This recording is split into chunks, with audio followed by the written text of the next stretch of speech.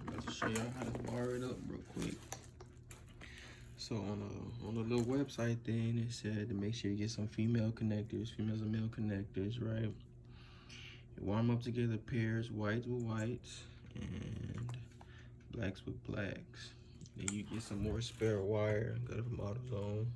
Cut your 2 strands off, peel it, and then these are the inserts that I can connect into there. So you basically just do it for both sides. And this plugs to the OEM plug right there. So yeah, that's it. Plug it in. Like I said, I didn't use no crimpers. I just used some pliers to squeeze these tips so it doesn't come off. Like how you should wire it, the red goes with the white, or the yellow, I guess this is just faded. Red to yellow, and then black into black. I'm not sure what that purple does, but yeah, that's how I should wire it up. And then with the milk connector.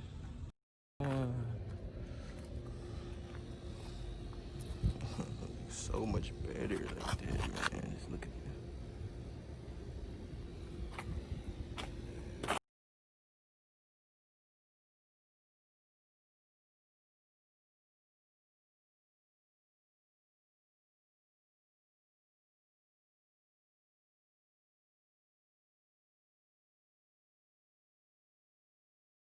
So I wasn't gonna make a video about this, but I'm switching out my fuel injectors to this 47 ounce from the stock one because it wasn't making that click sound. So I figured out my click sound because it wasn't.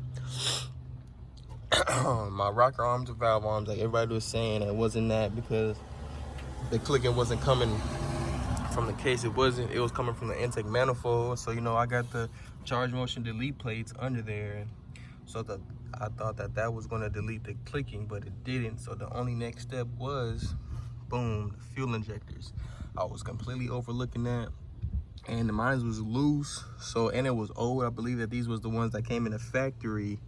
So we're going to see if that was the clicking. I'm pretty sure that was, because like I said, my rocker arms, valve arms, timing chain, none of that was, it wasn't clicking, and no check engine light was coming on. So I figured out it was this. So I got these from Ford Performance, 47-pound high flow injectors to go along with the build. So we're gonna see if this cancels out the clicking, which it most likely is, because compared to the new ones, these old ones are a goner, bucko. I'm telling you, you're a goner. So like I said, the process is easy.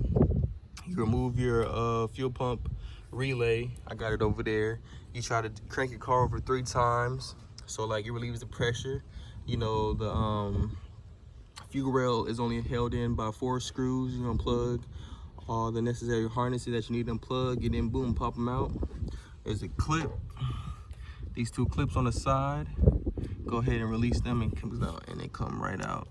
And then you pop the new one and just do the process reverse on all 4 on each side. Yeah, all the new ones are in place. Take a look at these old motherfuckers, man. You can tell that these are shot. See if we can focus on it. We can. There we go.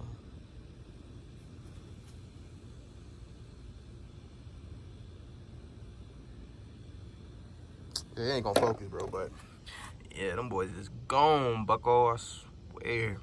Yeah, I'm pretty sure these was the exact same ones from factory, and this car does have a lot of mileage on it. But like I said, I'm not scared of that because I like to fix up on my cars anyway.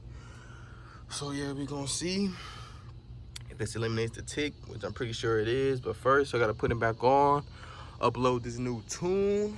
And then now too, with these upgraded fuel injectors, a nigga can run E85. Yes, on the 05 Mustang GT, you can run E85 with these upgraded fuel injectors.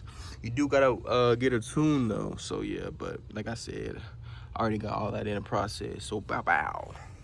And just like that, the ticking is gone. What you hear right now is the normal tick from the injectors. And like they say, if you get a screwdriver, but if you just put your hand up to it, you can feel it clicking on all of them. Yeah. idle was so much better too.